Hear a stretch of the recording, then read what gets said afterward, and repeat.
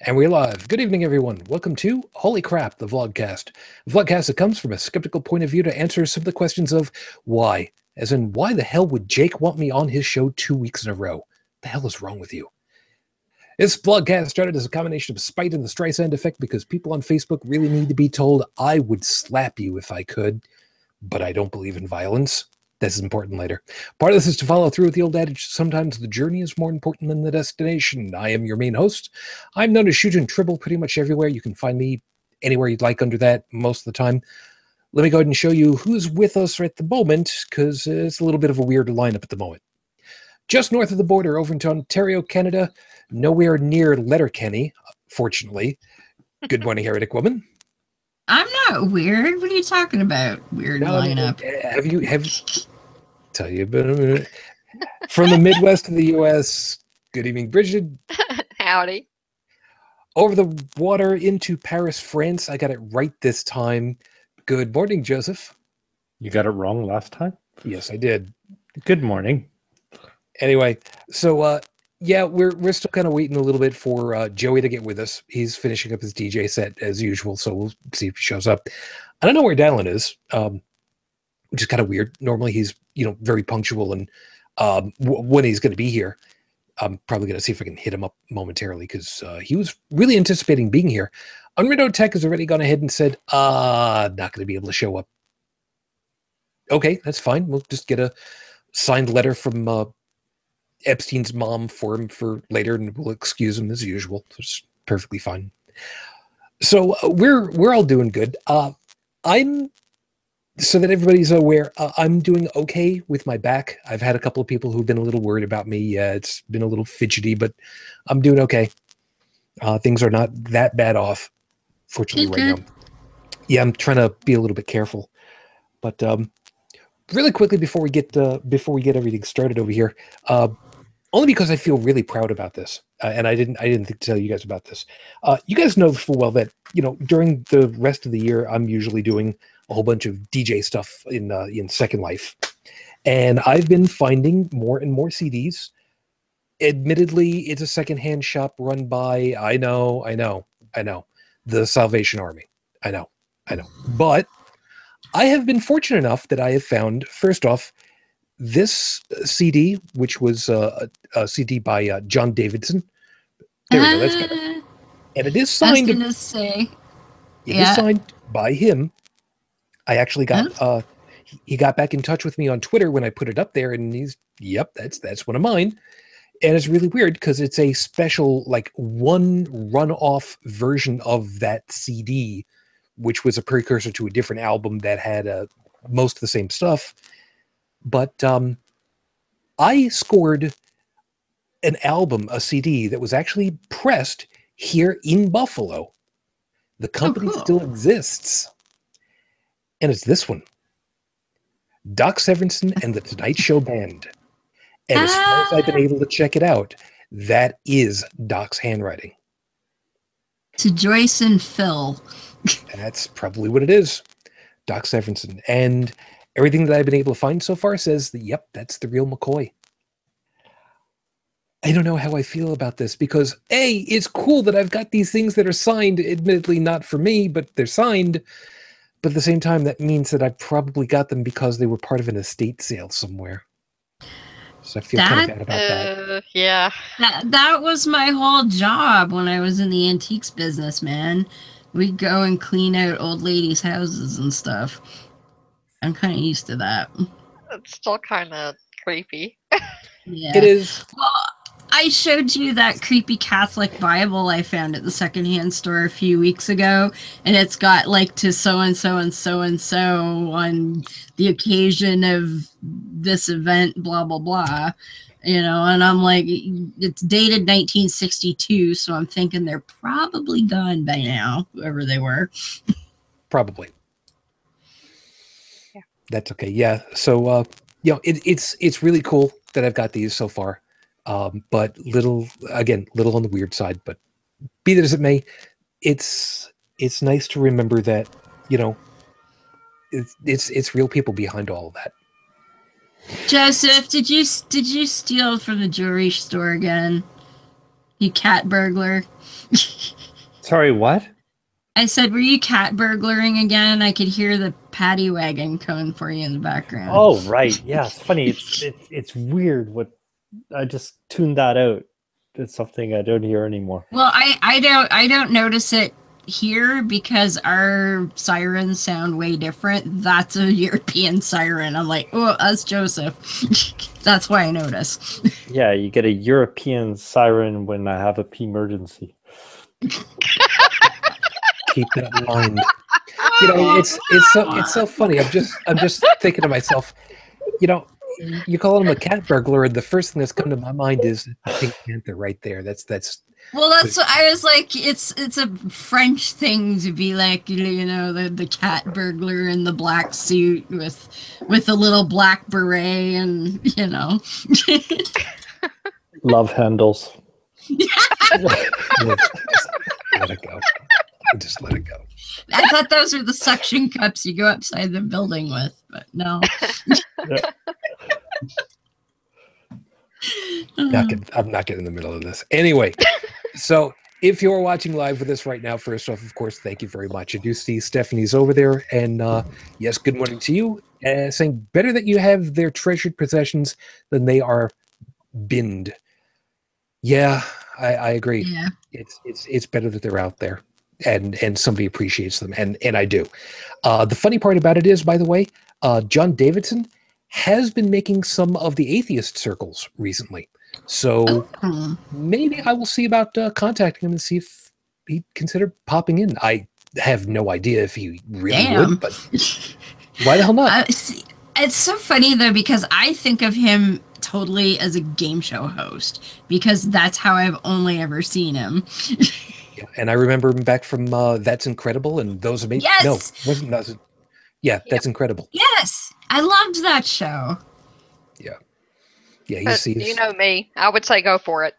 yeah. First thing you can do is say no or ignore you. The host of That's Incredible, like the original host? Yeah. What was That's his it name was. again? John Davidson. John Davidson. Yeah, let me give you That was one of the rare things I was allowed to watch on television. the That's incredible. That guy. Tilt it the right way. There we That go. guy. Web, show that again. There you go. It's there. All right. Okay, yeah. Yep, that's him. So yeah. Awesome. So we'll see about that. Meantime, let me go ahead and get everything rolling over here before I start talking about Neapolitan ice cream, because I found I have to. I'll tell you guys about that later. There's a video I have to send over to the guys over there at Cogdis. Anyway, so 5 minutes on the clock. You know, I suddenly realized a week or so ago, I don't credit the guys who are Scathing Atheists anymore. You know why? Because it's my show now. That's why I'm taking that back. I don't care. They missed their chance. They did. Yeah. They did. Anyway, so with 5 minutes on the clock, your 5-minute freestyle starts right now. Fear Factory. Yes, it's not just a band name. Believe it or not. Go ahead and look that one up. Fear Factory. They've done some covers of 80s tunes. I don't know why. I do know why. Because it's still popular. Why it's still popular? Because it was catchy. Anyway, so Fear Factory. And the funny part of it is UnrenownedTech really wanted to be part for this. What started this all was a story that I saw where the headline was basically that they pulled the plug on an AI experiment. I think it was over at Google or Facebook or whatever it was, trying to, have two AIs interact with each other in order to, expedite learning language and communication skill.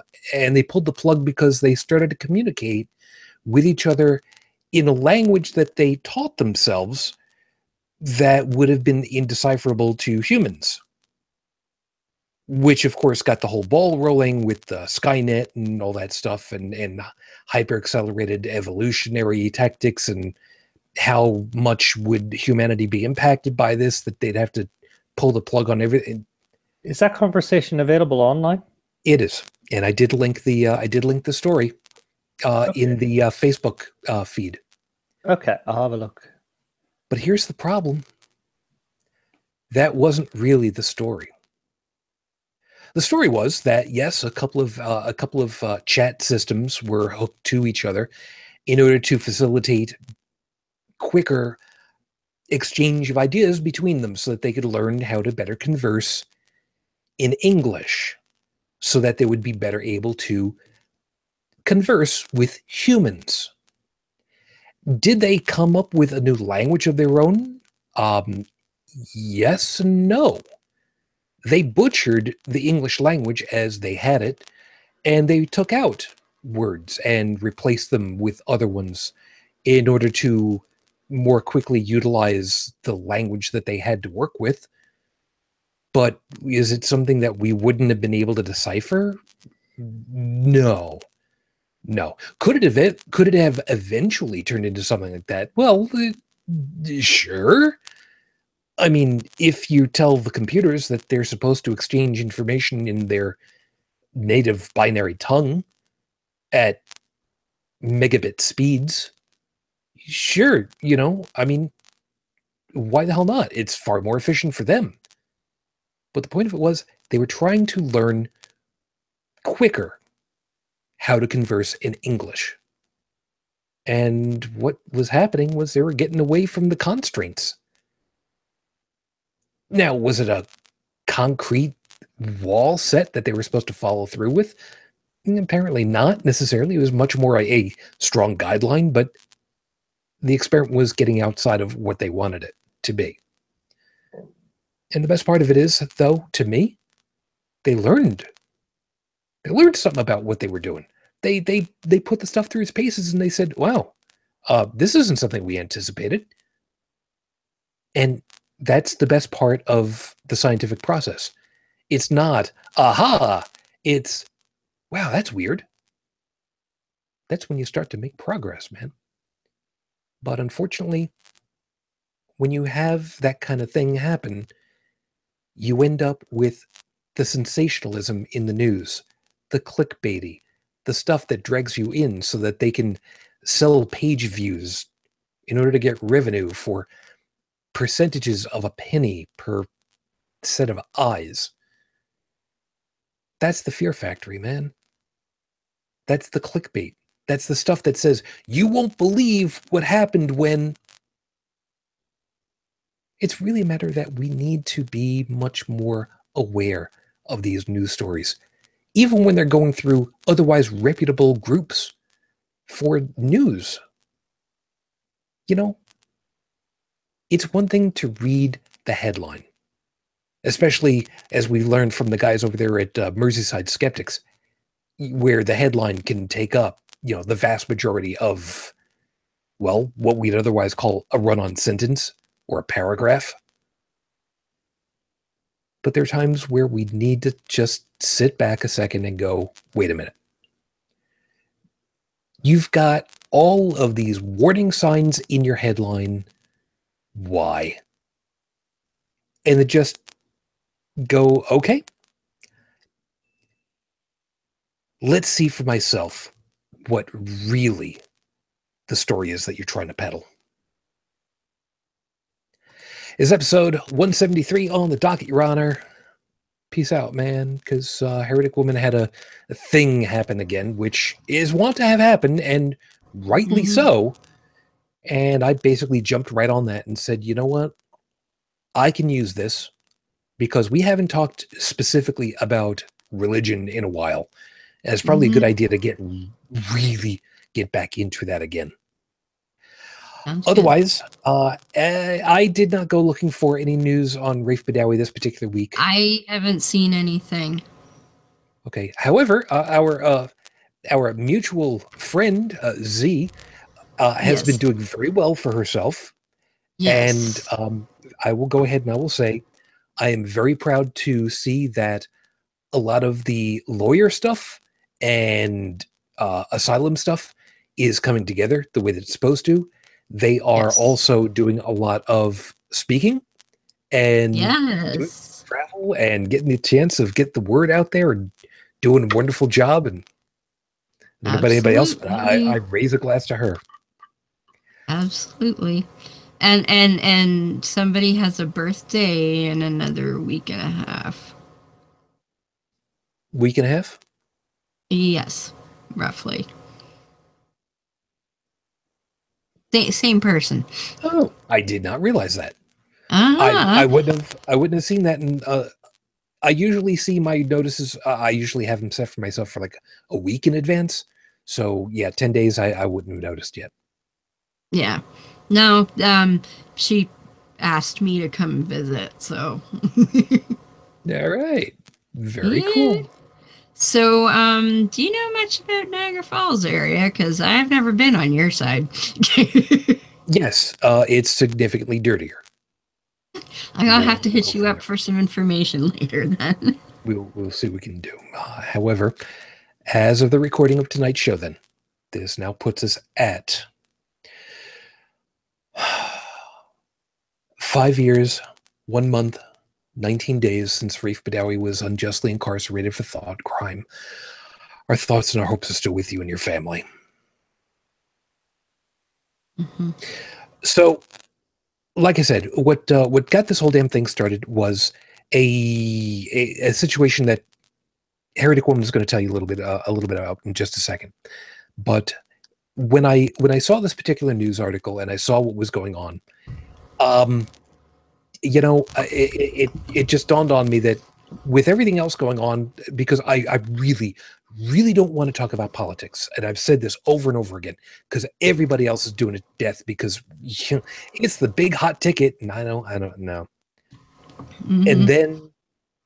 And then I saw this thing come through on Heretic Woman's Facebook feed. Be my guest. Which one are we talking about? We're talking about the screen, the image clip. Oh, the screenshot from the group. Yes. Oh, let me bring it up because that was a choice one. I wasn't even participating in that thread. It just came from a group. Well, I think it was from the crazy group. And let me see here. Yes, she was just up here. Mm-hmm. Sorry, black pussy, gotta.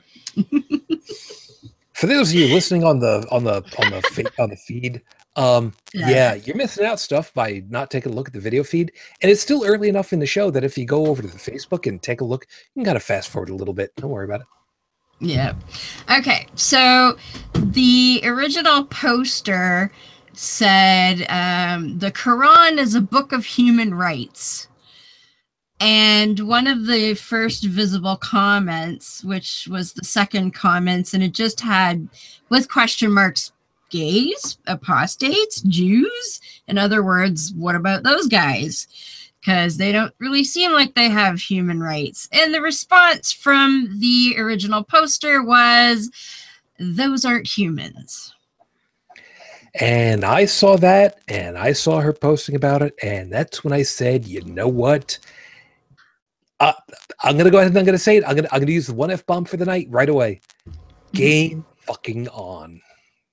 Uh-huh. Yeah. So you went on that, and yeah. You know what? Even before we go into even before we go into the rest of that, first impression, Brigid, since I heard you gasp. Go ahead, you got first crack right now.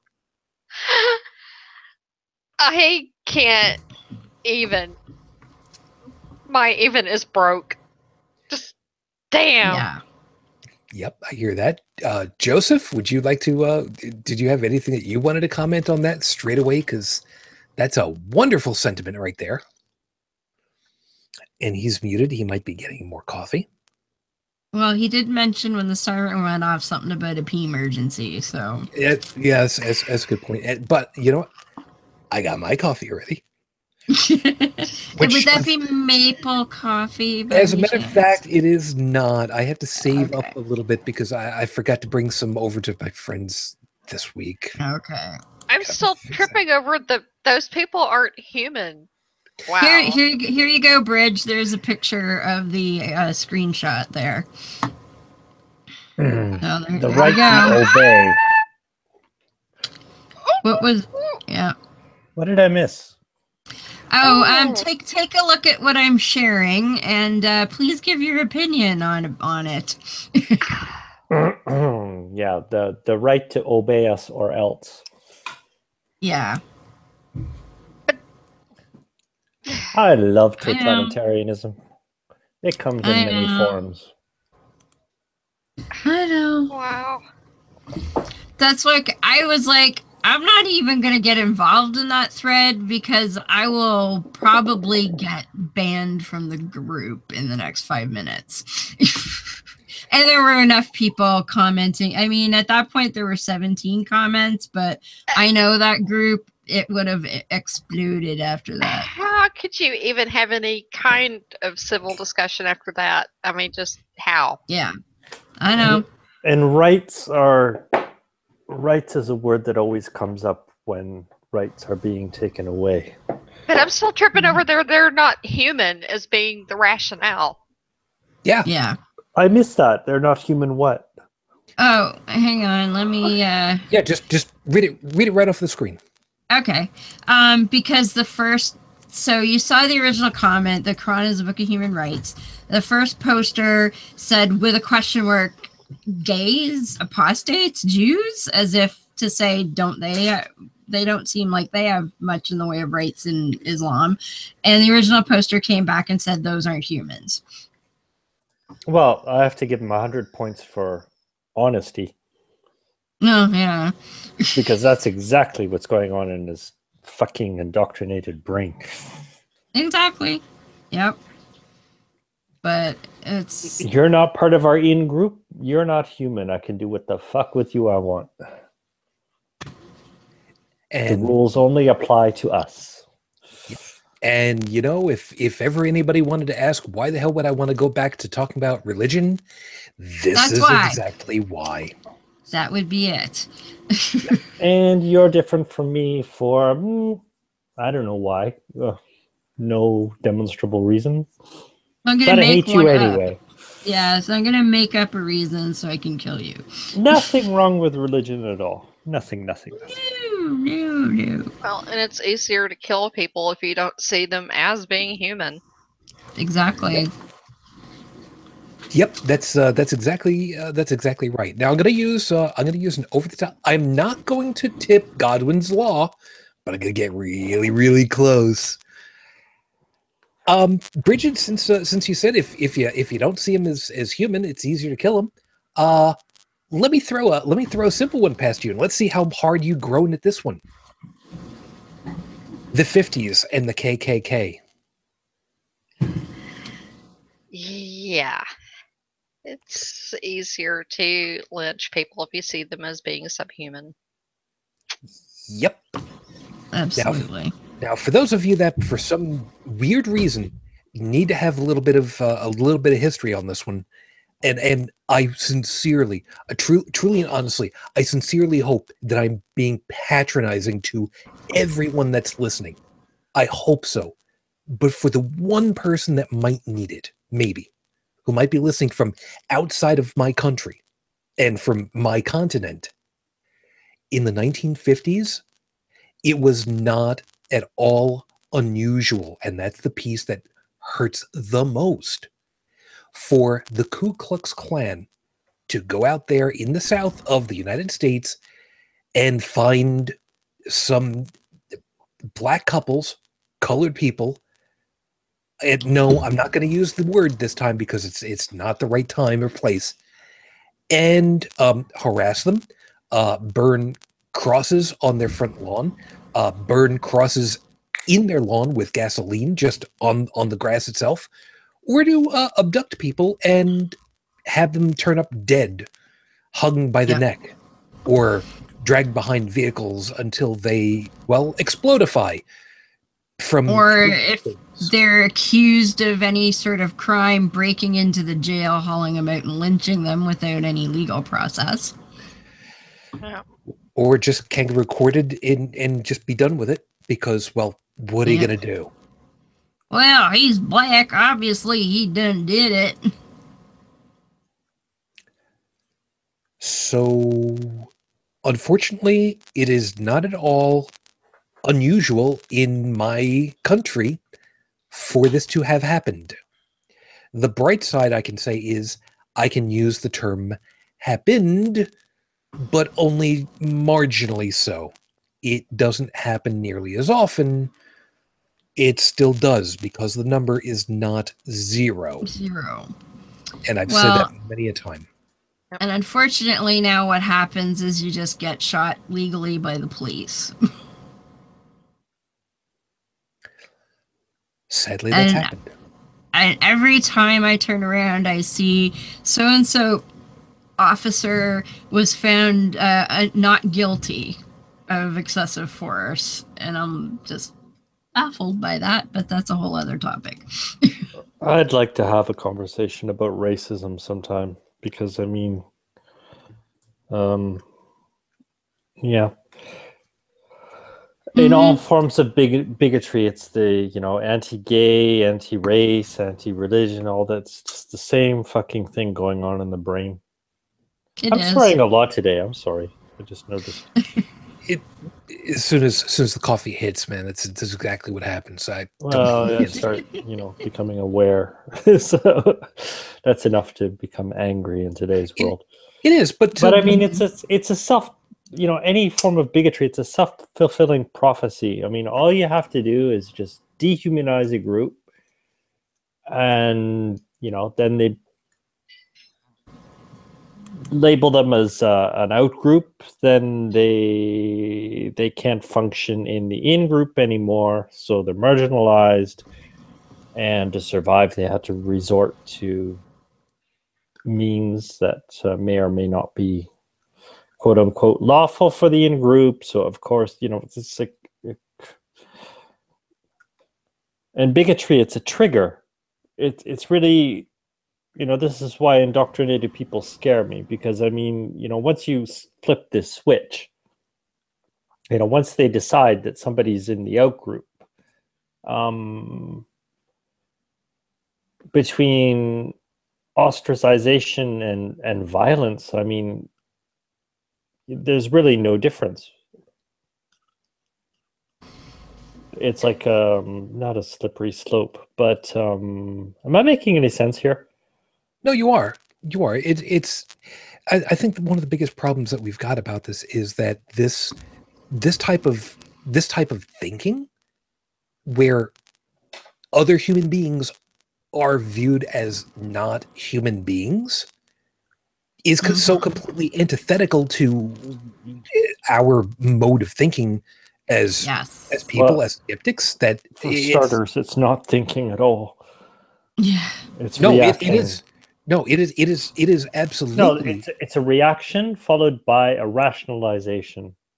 They probably, people who do this can't even explain why they had this, why they're doing what they're doing. Yeah, and that's what's worse about it, because there's no reasoning with them. Yeah. I mean, if you can't be honest with yourself, how am I going to convince you of anything? Yeah, there's a piece that Stephanie's putting over here in the chat, and thank you, saying we are seeing this in the UK thanks to Brexit. Our quote not humans are Eastern Europeans, and this scares me. And yeah, this is something that's been boiling and stewing, you know, all over the place. It's, you know, we've talked about this so many times. It's who's on the in, who's on the out. If you're not part of my group, you're to be feared, and you're not to be trusted, and you should not be granted all the rights and privileges that I've got, because, well, obviously you're black on your left side, whereas I'm black on my right side, you know? And some people are just going, yes, you got it right, and you're my people. So you're the people that would appreciate that I've got this sitting next to me on my countertop. You're welcome. This might piss some people off, but I mean, it would piss a lot of people off. But think about, you know, critical thought. We have it, okay, and it's not by accident we have it. This is like millions of years of evolution. You know, that's the very thing that makes us human. And hearing people like this saying that other people aren't human, I'm sorry, if you're not thinking critically, you are subhuman.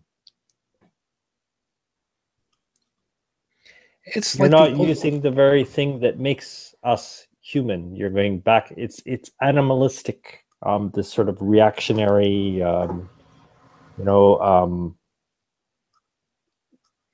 being triggered. This behavior. it's the ultimate fight or flight response. Exactly. Yeah. Okay. I see where you're coming from. And like I've encountered this a lot with some of the more, I guess, devout Muslims I've talked to, because they literally teach a lot of the times that an atheist is no better than an animal, like, of the four-legged variety, because we don't, without Allah giving us morals, we'll just go like a crazed beast and do whatever we want all the time. That whole... These guys are just like badly programmed robots. I know. I know they Jesus. are. I know, but that's like, I've gotten that is like, if you don't have Allah, then you're just like a savage beast, and you'll, have sex with anything, and kill anything, and what all, just like ridiculous.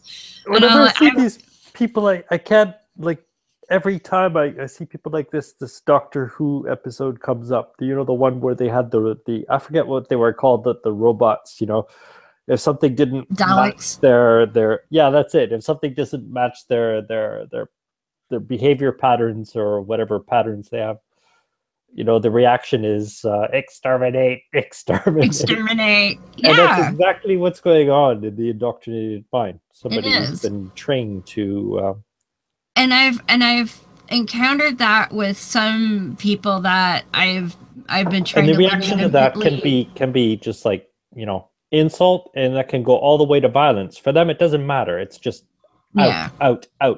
Well, it would be like, killing a skunk or a groundhog or a raccoon that broke into your house, kind of thing.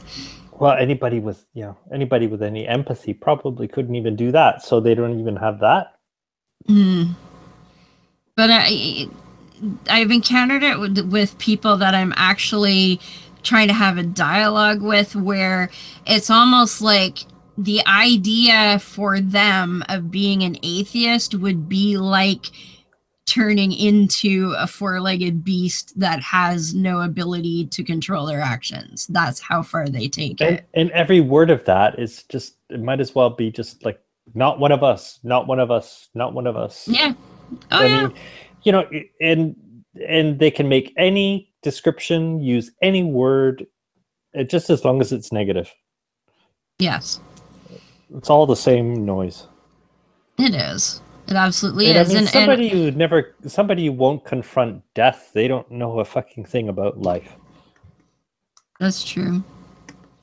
Yeah, because they don't view this as true life. This is some weird ass test to get to real life, which is after you croak. Yeah, well, and then they wonder why we say, yeah, and then they wonder why we say they're in a death cult. Yeah. Because nothing happens until after you're dead that's worth anything. Like, just whoever indoctrinated them is just a little more comfortable. That's all. Yeah. Yeah. Another piece that Stephanie, good points, and thank you. Don't stop. Stephanie's saying, having read the Quran, I think they have this. Sorry, trying again. Having read the Quran, I think they have this the wrong way around. It is the morality of the Quran/Bible that leads to horrific results. Yes. And we as skeptics of these tomes, the Torah included, because, well, it's basically the Old Testament. Yes. We would agree, because we have looked at it from back further to see the grand picture of not just what is being said, but what is it accomplishing. First off, of course, we look at it all and go, yeah, that's nah, dude, that's bullshit. That can't be. which I've been in a thing this past week with some people about the flood and Noah's Ark and all that bullshit. It's like, yeah, you're going to go ahead and tell us that the water came from underneath the planet, underneath the land masses, right? And why do you have to believe this? Why is this important? Yeah, it's that I'm still waiting. I'm still waiting for an opportunity to go ahead and put my Adam and Eve thing in there. Because these guys told me this, and if and they're the ones who promised me eternal life, and if what they're saying is wrong, then that means I won't live forever. Exactly. And I'm just like, you need to get out that wonderful old Queen classic, "Who Wants to Live Forever?" Excellent song. It is. It's a really hard one to listen to, knowing some of the backstory, though. Mm-hmm. But that's a whole other thing. Anyway. So anyway, all right. So dealing with who is worthy according to these books. Since I was just mentioning about Noah's flood, because this is a piece that kind of got started with the whole damn thing. I had to deal with somebody who was of the opinion that who actually said, and I'm going to be paraphrasing just a little bit because I'm not going to bother pulling it up on the screen. They basically said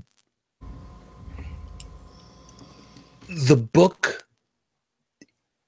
Bible cannot be questioned, because if you question the Bible, then you question all of faith.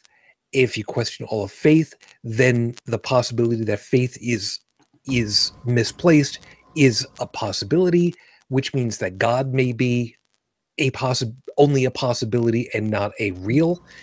And if that happens, if there is no God, if faith is wrong, then here we are in sin with nothing to atone for. And it's just like, whoa, back up. So If there's no God, there can be no sin, because... And follow that rabbit hole all the way down. Yeah, exactly. And I did put that out. If there's no God, there's no sin. And all of this has just been make-believe all this time. And again, I'm paraphrasing very, very heavily, because you know how I get when I go after somebody. And Heretic Woman, Heretic Woman now knows part of the reason why I say you don't want to be on my bad side. Mm-hmm. Yeah, I may fill people in on about this a little bit later. Anyway, but it comes down to these indoctrinations are not just telling people that they need to believe, that they should believe, that it is simply red is red and blue is blue, and these people are not real and not deserving. But it even goes as far as to say that they themselves are not worthy, that they themselves are only saved because their God is so magnanimous that they would be saved by their God because, well, you know what? Fine. Yeah, you're broken. But you know what? You're my kind of broken. So you go ahead, kiss my ass, and I'll go ahead and I'll bring you in. And how despicable that is in and of itself right there, you know? Well, basically, it's removing a human's, like, I mean, everything in any religious text basically just screams, obey me or else. Yep. And that's it. I mean, you know, and like all these Bible discussions and all this is really beginning to tire me, because it all comes down to that. And I mean, really, the content doesn't matter. All they do is just say, in this sort of circumstance, you should obey me. And they just provide different circumstances, examples. And yes, what's more, like things like you take for the Bible example, you know, it wasn't meant to be read. It was meant to be cited by the by whoever is reading it. It's not about the Bible. It's about the guy holding it. It's about like the clergy. That's why the clergy kept control over dissemination of what was in the Bible for centuries. That's why it was forbidden to translate it into English, because they wanted only certain people to be able to communicate what the supposed rules were and keep control over that. And the Bible is so full of shit. Like you can basically justify, fallaciously justify or authorize anything at all. Because I mean, I thought you were going to say you could justify. I thought you were going to say you could justify. Justify what? Just Ezekiel. Just Ezekiel. Ezekiel, yeah. I thought you were going to Ezekiel that puppy. That's not a puppy. It's a donkey or a horse. Look it up, people. Great. Now just imagine a puppy with like this huge. No. That's Heath and Noah, man. Okay. That's a little bit from that. But anyway, Heretic Woman, you've got your picture over there. Go ahead and explain about this guy. Well, Ezekiel we talked picture? about no. We cannot do that. We cannot do that because it is not 1975 and we're not based out of the Netherlands. Yes. So there we go. And oddly enough, no one ever illustrates Ezekiel 23:20. I don't know why. Suddenly a lot of pubic hair just was added to that image. So what did I have here? And what's the name of the episode? It's escaping me. Let That Be Your Last Battlefield. Thank you. It's a Star Trek original series episode. And you know what? Go fucking super geek right here. That's me. There you go. Yeah, absolutely. I knew you would know the name of it. It escapes me at the moment. I don't suppose you remember what season it was. Season 2? I wanted to say 2 as well. Crap, I'm gonna have to look it up. No, go ahead and explain. Okay, so the whole story is they encounter a race of aliens where in some of them, both of them have their faces are divided down the middle. Some of them are black on the left, white on the right, and some of them are black on the right, or the opposite of what I just said. So black on the left, or it's confusing. But anyway, one of them, which has black on the right-hand side, believe that they are superior to those who have black on the left-hand side of the face. And there's this whole race war thing going on. And there's a picture here, and it's got Kirk standing in the background looking quite puzzled. And it's got a guy with black on the left side of his face standing in the background, and a guy with black on the right side of his face who obviously feels he's superior, holding a Westboro Baptist church sign that says God hates black on the left. So one of my favorite Star Trek memes. Yeah, I'm trying to find out from that who that was, because that's Frank Gorshin. That much I remember. And it was season 3, surprisingly enough. It was 3. Okay. Yeah, which is really surprising because season 3 was really not good. That was the season. That was the season of Spock's brain. I had to say it. I had to. That episode must have been totally lost on people from the South. Oh, absolutely. South. Yeah, that's maybe still half nigger. Yeah. Probably. Yep, and the character's name was Belle. Bele. Okay. Are you sure that's not Bailey? I'm fairly certain. I pulled it up on Memory Alpha. I know. I'm leave me alone. A friggin' uber geek. Leave me alone. I was going to say when you were looking it up, I'm like, why don't you look at Memory Alpha? That's what I'm doing right now. God. Okay. What? I have it like bookmarked and shit. Of course you do. You've only got 14,000 book. How many? Okay, you know what? Next tabs do you have open? It's that time. That's all right. Yeah. There you go. Hang on. We'll figure it out later. We'll figure it out later at the end of the show. Okay. I closed like 5 or 6 before I got in the hangout. You know, there's so many you don't even think about how many you've gone ahead and closed. You've killed so many web pages out of your browser. You don't even care who they left behind, what families they might have had, how many child processes. What kind of a monster are you? Hey, when Here, God go, closes a look, door, he look. always opens another window. Look, have a look, count them out, go for it. 11, 12, 13, 14, 15, 16, 17, 18, 19, 20. Stop moving around. 21, 22. I'm God not damn it. moving. People, okay, some of you guys in the back are moving around. I need you guys to Yeah. line up again. God damn it. I'm counting 22, but I don't know how many browsers you've actually got open right now. Only that So, one. I nobody only ever have one browser open when I'm in a Hangout. Because this is the one that I don't use as often. You can There you go. imagine what the other one's like. See, this works out easy because for the others, for Brigid, it's 1, and for Joseph, it's 1 because that's all I've got. I've just got the one picture for him. You're welcome. Although now I'm looking and I've done something to Chrome and now I'm all fuzzy. You're fine. You're as fuzzy as you were before. For those of you that are watching on the video stream, yeah, there's something going on with XSplit. We're still kind of wondering what that Oh was. no, I've figured out the way to fix it is to restart Chrome. Oh. Well, there you go. Which I and could do, but I'm not. yeah, don't worry about it. And Stephanie's also said, by the way, and I'm bringing this one up for a reason.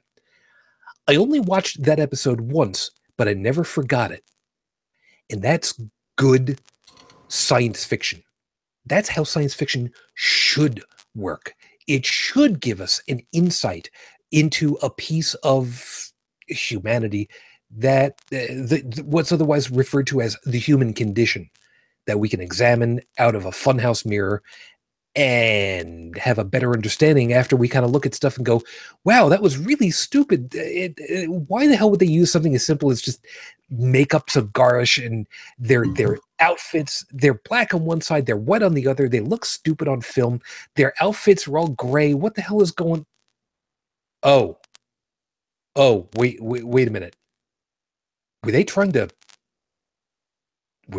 explain something visually without me realizing it? Uh-huh. Yep. That's exactly right. Now, I can prove to you people that there are things like that happen under our noses that we don't even realize most of the time. Last night, Joey and Dalan and I were doing our usual Friday night show, and we got to talking about a couple of different movies, and one of which was History of the World Part 1, because Mel Brooks is a motherfucking genius. It still is. So I went looking up the information about History of the World Part 1. Because there are so many references, there are so many things that happen in the movie, and we got to talking about the possibility of a sequel because, it's hinted at the end of the movie. Amongst other things, the question came up, Jews in space. Was it influenced by The Muppet Show and Pigs in Space, or was it the other way around? That was the first thing that popped into my head. Well, it turns out would be really kind of ironic. It would be. That's very not kosher.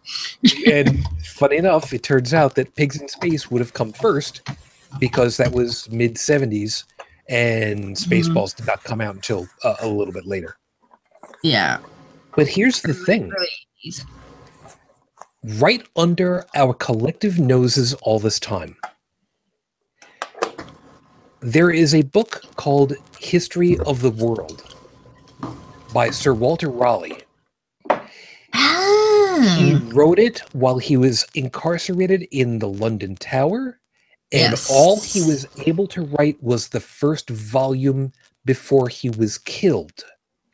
And that's why it's called History of the World Part 1. Because it was the first volume that he was able to write, and that's all he was able to write before he was killed. It's a reference to that. Never did I ever have any idea that in was in there. I never knew. So stuff like that, you don't realize it, and then you go looking, and then you find out Mel Brooks is a freaking genius. So now you've got arguably the worst series of the original Star Trek show, which that really was a bad season. It was really bad season. Yeah, I mean, I hate to say it, but you kind of see why they got axed after that. They jumped the space shark.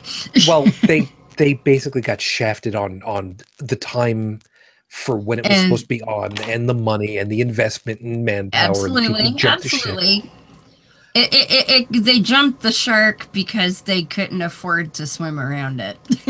Effectively so. But then you get episodes, stories like this that put it right there in front of your face, maybe a little off center, but right there, and basically say, look, war based on how you look is stupid. Mm-hmm. Like, what makes somebody think that somebody else is different? Like, already there.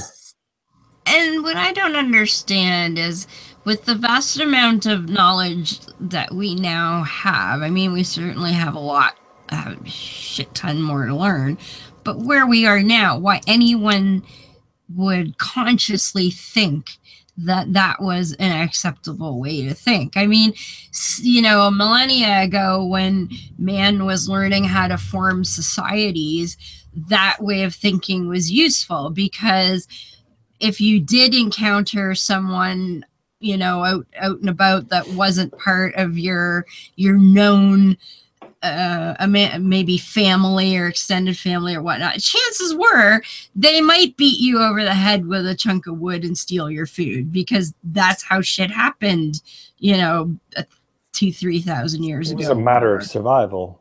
Exactly. It's like, damn, if I club this guy over the head and take his meat, I don't have to risk my life trying to kill some wild animal that could kill me, tomorrow.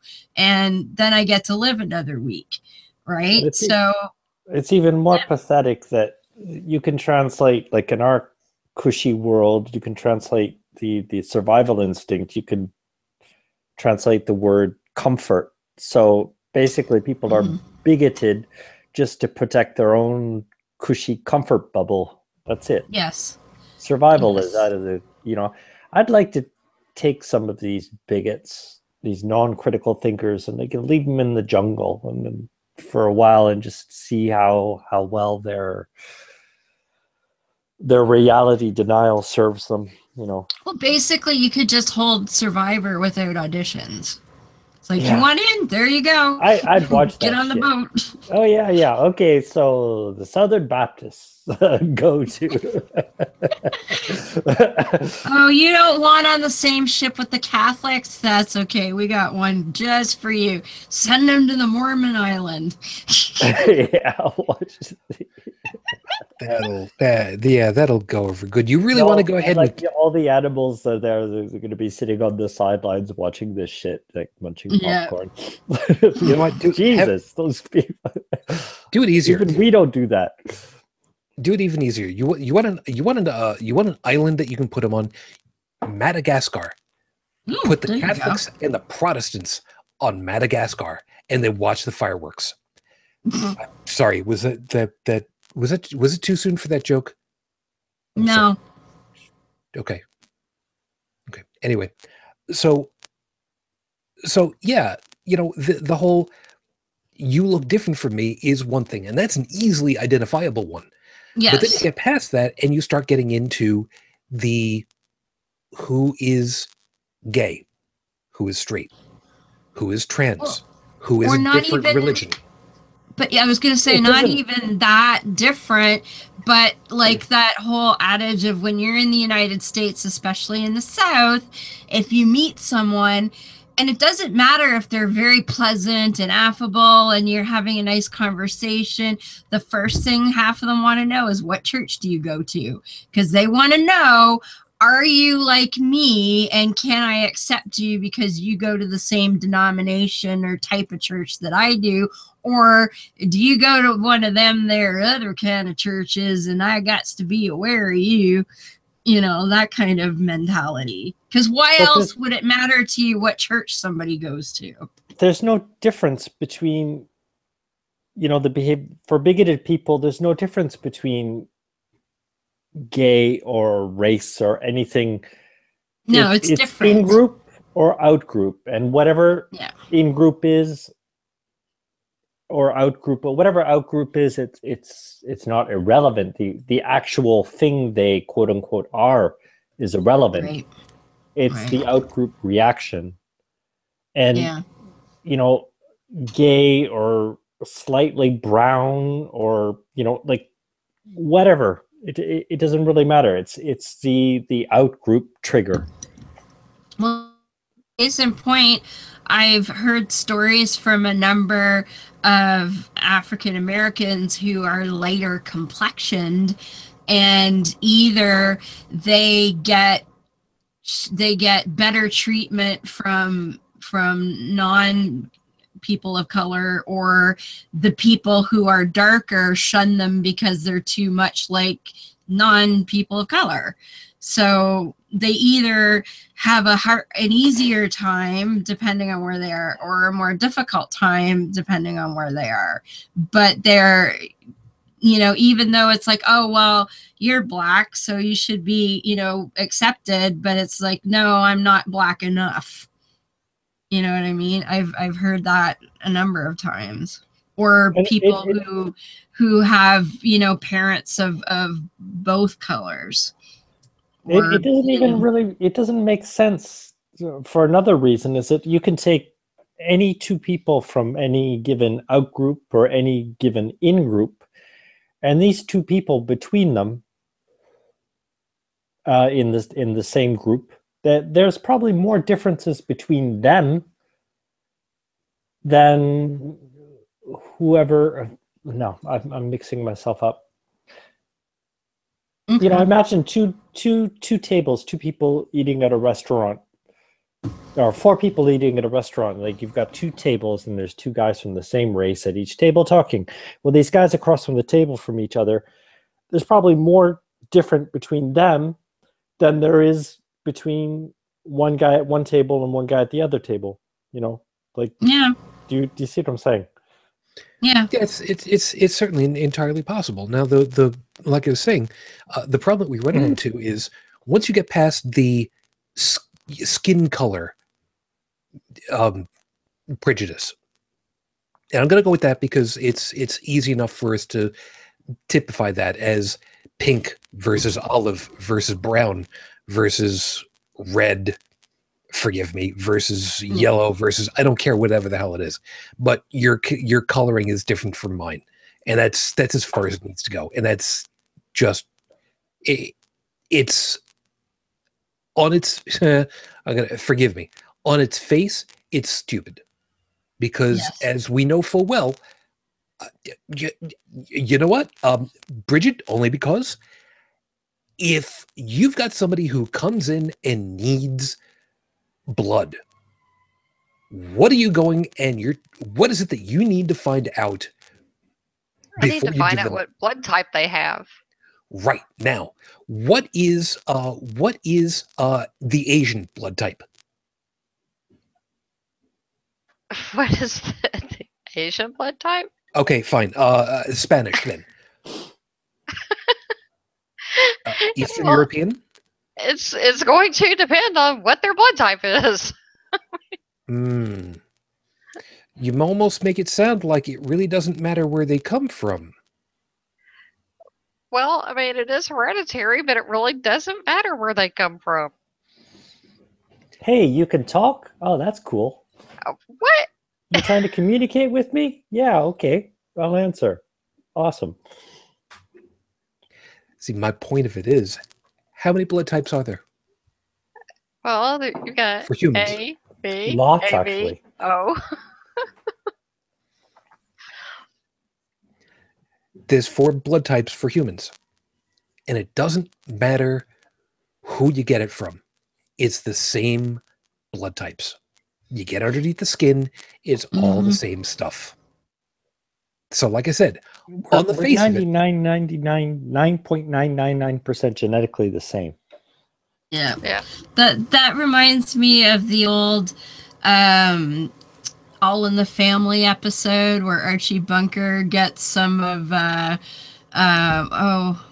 Jefferson's blood in him. Because he needed a blood transfusion, and he wakes up and finds out he's got black blood in him, and he freaks out. It's Now- like, dude, you wouldn't have even known if somebody hadn't have told you.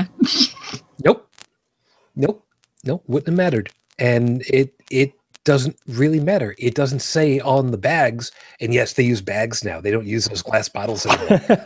Yes. I'm only, blood. Well, Come on, no way. I'm only mentioning that because, you know, MASH is still freaking super popular. Yeah. Oh, yeah. So yeah, that's the only reason why I mentioned that. But it doesn't say anything on the bags now. What would be labeled if somebody comes from a Métis? I don't know. Sorry? Métis is half black, half white. Somebody who's And well, no, Métis is indigenous and Quebecois. well, Métis is from Métisto, which is basically anyways, it's half and half. What, mulatto? Well, it's Yeah, specific. mulatto's another thing. It's specific to Canada, but a Métis is specifically indigenous and French. Kind of Okay. reminds me of another Jefferson's episode where Mr. Jefferson, his daughter was, they had two sons. Well, he's talking about a mixed race couple, and he said, and he was totally against it, and he goes, "Nah, what are the kids going to look like? They're going to be zebras." See, That was an ignorant show. I mean, just like going back to No. Back in the 70s, it wasn't ignorant. It was giving voice to the ignorance of the time. That's what I mean. But giving it in a way where it could be taken, seen for what it was, diffused, and then used to teach people, that's stupid. And here's why. Without actually saying, hey, we're going to teach you something today. And I recently realized, I didn't know this, but I used to watch Maude when I was a kid. Oh, but I did not know that Maude was also a spin-off of All in the Family. Yep. And that was, I managed to find a couple of rogue episodes on YouTube, and I was like, what the hell happened to America? Because this is like, it was an episode where Maude was telling her neighbor was freaked out that there was going to be a gay bar in town, and he was trying to get rid of those nasty homosexuals, and Maude is right there like, they're just people like everybody else. What the hell is wrong with you? And da, da, da, da. And I'm like, what the hell happened, America? What this was when I was little. Like, where did it go? That's actually when fundamentalism started, the 1980s. Yep, the early 80s. That's exactly. I mean, it's a recent. Everybody thinks all this Sharia stuff has been around forever, but I mean, it's not. It's recent. And he's talking about Christian Sharia. Yeah, exactly. It's all the same. I'm sorry, Christian peoples, but you bitch about Sharia law, you're just as bad. Yeah, it's just about the only difference is just to what lengths they're willing to go to make other people obey. So it's just the social norms of violence that has changed, like what's acceptable and what's not. I thought it was more to do with what direction they face when they pray and their beard length, but that's just me. Oh, whatever. Just fucking factions fighting over which followers. Yeah. McDonald's or Burger King. It's all the same fucking thing. Until you get to Well, Harvey, and in which case then everything is off the table. Yeah, go ahead. this is true. I was going to say, and they don't even want to admit that as far as the Abrahamics go, it's all the same damn God. It's all the same. I have a meme I love, and I bring it out every once in a while, and it says, Judaism is fiction. Christianity and Islam are fan fiction. Yep. And then you got the Book of Mormon, which is just Twilight for. Yeah. Oh, I like that. And then, of course, you've got Scientology, which is, well, never mind. I don't want to get sued. Is there anything? Oh, they aren't going to sue you. You're small potatoes. They're too busy with Leah Remini right now. They aren't going to give a damn about you. If you're lucky, they'll make a Shujin is an asshole website. I would. Oh, sweet. I would so love that. I would too. You know what? I wouldn't even fight it. I would promote the hell out of it because I would like to go ahead and say, link through me and then look at them and then come back over here and we'll have a great old time discussing it. Yeah. But that's just me.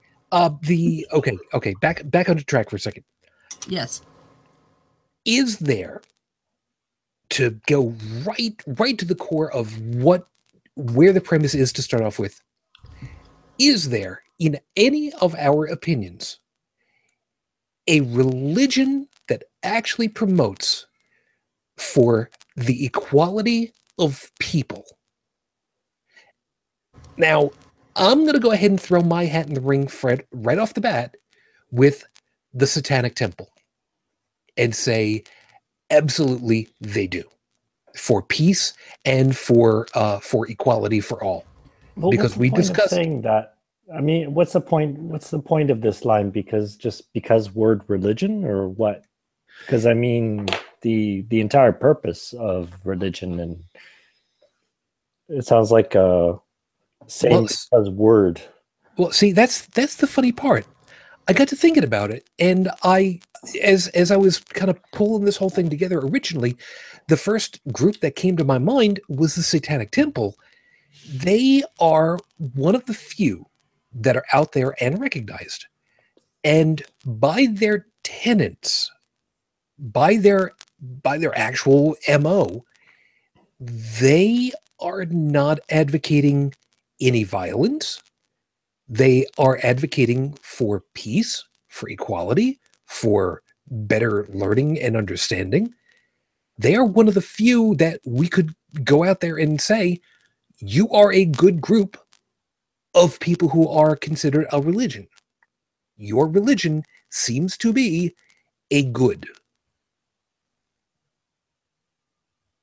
As opposed to Islam, where, well, you know, there are people who are considered not human. Not human. Well, you know, Satan. Satan everywhere in the Bible. Satan, it's just rationality.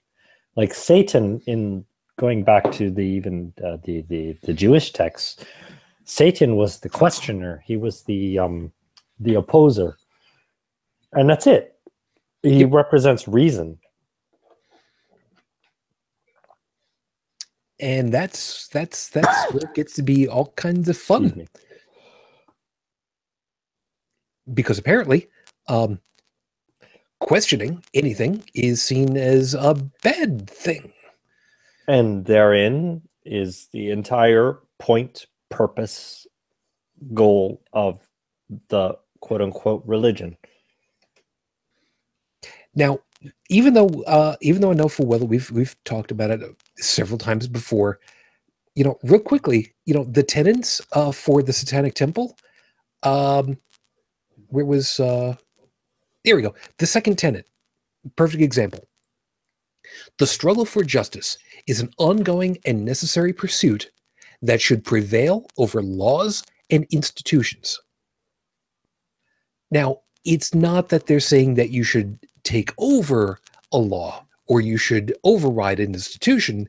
They're saying that laws and institutions should be governed with this as a goal, as why you should be doing what you're doing. And what you should be doing is for others and for everyone. That justice should prevail in all activity. Damn, that sounds pretty damn nice to me. That sounds it's a like level playing table. That's all. Yeah. And that's and you know, deciding what is level, that should be a question of consensus, not a dictate. So even they're saying, yeah, well, use reason. Yeah, which is also one of the other pieces. And if reason is your enemy, then, well, that's pretty clear, isn't it? Yeah, but see, the problem of it is when you're deep down into that well, you don't care. Like I was saying, the guy that I was dealing with, who was just like, if you question this, then you can question that, and if you question that, well, then you can question the whole thing. And at that point, who can I be the slave to if I don't have a master? But that's follow that rabbit hole all the way down, and you're gonna find how will I survive is basically what he's asking. It comes down to that. And I mean, that's sad to me. That's super sad, because not only does this human not know how to survive, using his own judgment, he doesn't know the difference between good, bad, safe, dangerous, whatever. It's going to be dependent on somebody to decide all this for him, which makes him a problem for everybody else around him. Yeah, Brigid, really quickly. I'm sorry, hold on a second. Brigid, you would probably be able to recite it a little bit better. Matt Dillahunty's point about the mafia boss, for God. Do you remember his overall arching argument about that kind of I don't. I should, but I don't. I'm sorry. I thought you did. Oh, anyway, I'm so sorry. That's okay. I didn't necessarily want to have to do it myself because typecasting myself as the dirty Italian in the group. It's you're the one wearing the gold chain, dude. Yeah, go for it. Well, yes, I am, as a matter of fact. But the funny part of it is it's got. You're Italian, so do it. Well, it's also got my wife's ring on it. It's yes. The funny part about it is, now that I think about it, oh, damn! I just suddenly realized, yeah, here I am. I'm the Italian. I'm the Italian in the group who's had his family has had some dealings with the family, and here I am. I'm the brony in the group too. Wow, that's really terribly ironic right there. Anyway, so Matt Dillahunty's thing about the mafia analogy. That's the word I was looking for. Analogy. With Christianity, and this pretty well goes for all of the Abrahamics, I'm pretty sure, is that God's point is, wow, that's a nice life you got there. Be a damn shame if somebody didn't pay me respect with enough love. Or something might happen to it. Something might happen to you after you die that you can't get out of, because once you're dead, you're mine. It'd be a damn shame if something bad would have happened to you after the fact. So you might want to go ahead and, be nice to me now, because you never know later. It's a psychological or else. I mean, Yep. First they started off this fucking, thug who didn't want to hunt for himself or do anything. He would go to his neighbor and say, if you don't give me this shit, I'm going to beat the shit out of you. And eventually they learned that, you can go to this guy and say, well, if you don't give me your shit, this imaginary whatever is going to do whatever to you. Yeah, funny enough, it's a form of extortion. I mean, yeah, and just as thuggery, it's just as much thuggery as one or the other. It's just the difference is just one tool's psychological, the other one's physical. And some religions use both. Yeah, I got somebody over on Discord. Yes, we've got a Discord server running at the same time who's saying, I can see Shujin playing Godfather when Tiny Tribble gets married. That's great. No, I'm not watching Zootopia all over again just so that I can get that down. It's not going to have happen. Sure you won't. So you were asking if there were any other religions. I have one that kind of fits what you were looking at. Sure. Which would be Jainism. You guys familiar with Jains at all? I somewhat, but give me a real quickie.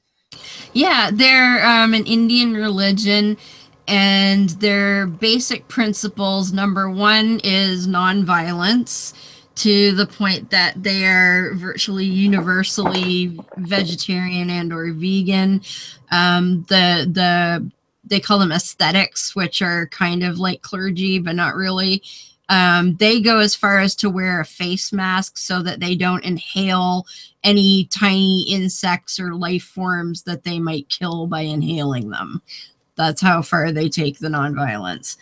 But then they have something called a many-sided reality, which basically means that the truth and reality are complex and always have multiple aspects.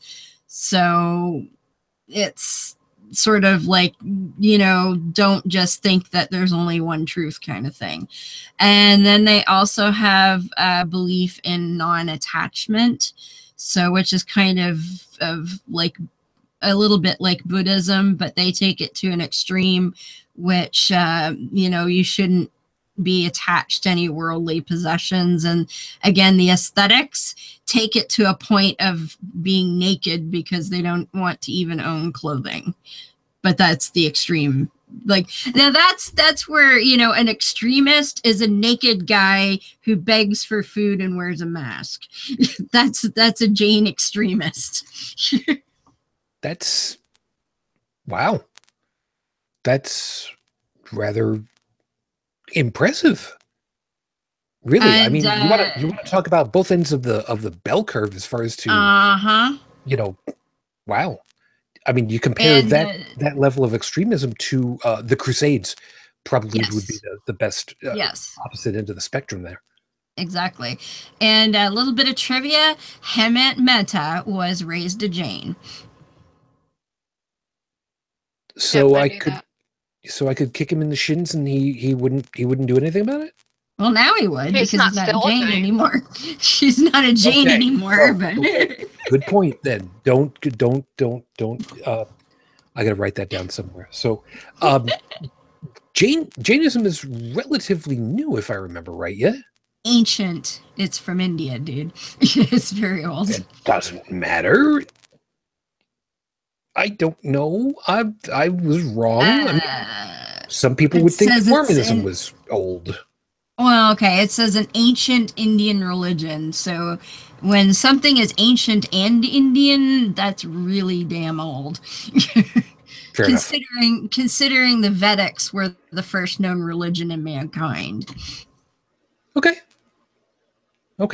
So they've had time to kind of simmer down, get their ducks in a row. They're saying on the level of millions of years. Eh? Well, that's the people they worship, I guess. Rebirths. Oh yeah, because they're into what do you call it? Reincarnation too. But yeah. It doesn't give a year on here really. But it just says ancient, so it's certainly more than 300 or 400 years. Okay, fair enough. So we got that. Let's see who can we think of that's a little bit more, Mormonism, a little bit more recent. Was it 19th century? 1830s. Yeah, so 19th century, early 19th century. Yes. Here in my home state of the great state of New York. Sorry. Palmyra. Palmyra. Hilkamora. So yeah, as far as Mormonism is concerned, most of the time now, you've got people you've got to worry about shunning you, looking at you disdainfully, judging you from across the street, and that now.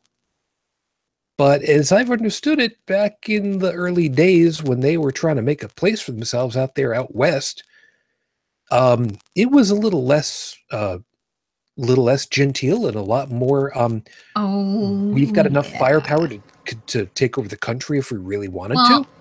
There's a little thing called the Mountain Meadows Massacre, which happened in Utah during the days of Brigham Young.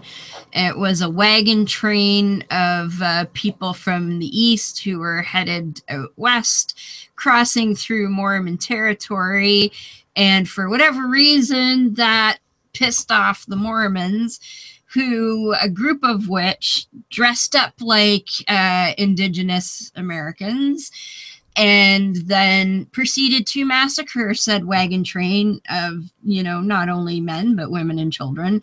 And I think it was any children under 10 or something were taken and turned into happy little Mormons, and everybody else was killed.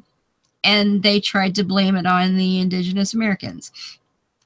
And if memory serves the story, there was one, I believe it was just one person who survived the massacre and brought the news back out to others.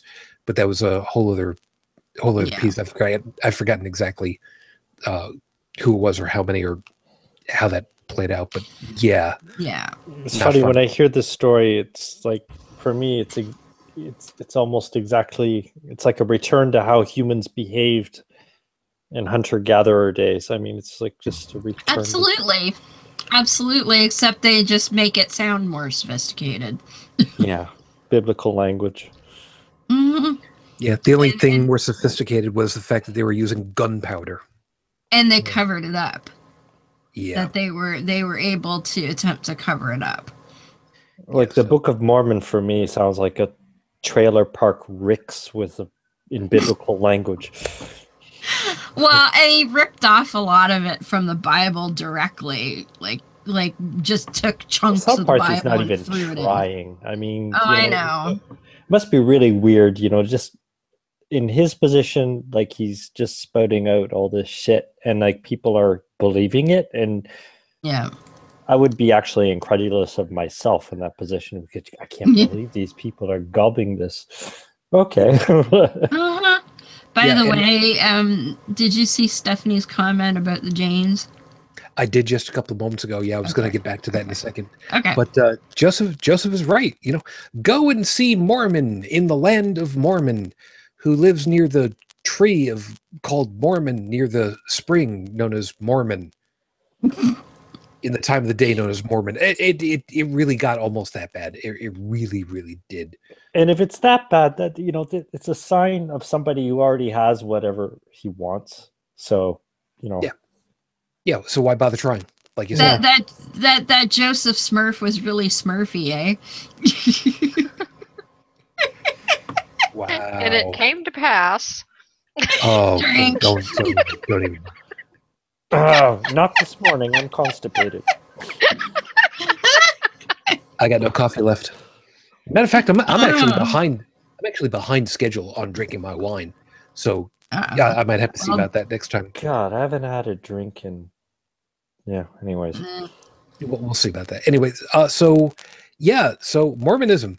The Mormons, not so great there. Oh, and don't forget that African Americans were not allowed to hold the priesthood until 1978. That's right, because their skin color said that they were cursed because they were the descendants. They fought for Lucifer and not for Elohim. They were the wrong Jewish tribe. Yes, they were the last Jewish tribe too. If you take that all the way back. That was the indigenous, the indigenous native North Americans. Yes. But the African Americans were the ones who had the sign of Ham. Yeah, I think it was Yes, yes, So yes. I have That's to right. ask Ken That's right. about that. They were not Yeah. white and delightsome. Yeah, That's they right. were not white and delightsome. You got it. So it didn't really matter. Delightsome, is that a word? Yeah, That's it is in the what Book it of Mormon. says. Well, it depends what what version they have, because after 1978 they changed it so it wasn't so racist. Iffish. Yeah. Yeah. And so getting back to what Stephanie had said, and this kind of rolling back just a little bit, Jainism can be as fanatic as any other. All right, now I'm gonna pause there a second because that's we should get a natural stop. And I will say, as a generality, there is always that bell curve that's got Yeah. an extremist from one end and another one all the way at the other end, and the vast majority of people really in the middle of that bell. That's just the way that it works. She's got a point though, because like it's all like, if you want to take the word, because every time I hear the word religion, I have pause, because it has so many different significations. But when I hear religion, I hear people following a behavior pattern, and that's it. I mean, like it's for them, whatever doctrine or whatever, they're following a survival guide, more or less, because they're not able to make their own survival decisions by themselves, or they're that's the end of it, forced on them. Well, yeah, because that's the thing, because that's why I hate indoctrination, because when we're kids, we have no choice but to obey, to imitate our protectors. I mean, that's how we learn how to survive. I mean, we have no choice. But what they do is take that childhood state and extend it through an entire life.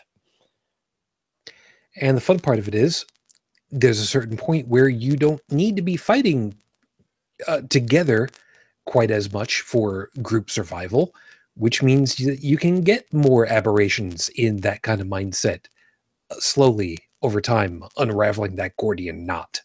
And that's in today's world, there's no excuse. I mean, there's enough for everybody. What the fuck? It's only just some guys leading the whole circus who want more. That's all. Yeah. Yep, that's exactly right.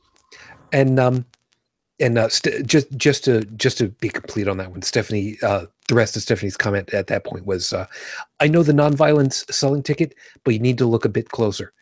Yeah, you're right, and we could probably do a lot better dive if we had a little bit more time. But truth be told, for right now, the majority of the bell curve really does settle into the let's not be violent as an overall. Again, are there aberrations on both sides of the bell curve? Absolutely, there always is. But the majority, so to speak, on that one. And admittedly, Jainism is a bit of a fringe. There can be a bit of parallel between where if you have two different people following two different doctrines, there is going to be a fair amount of bullying going on between them to try to make one conform to the other. But I think that really ends there. Yeah, and see, that's why I think with Christianity, that bell curve is a weird one.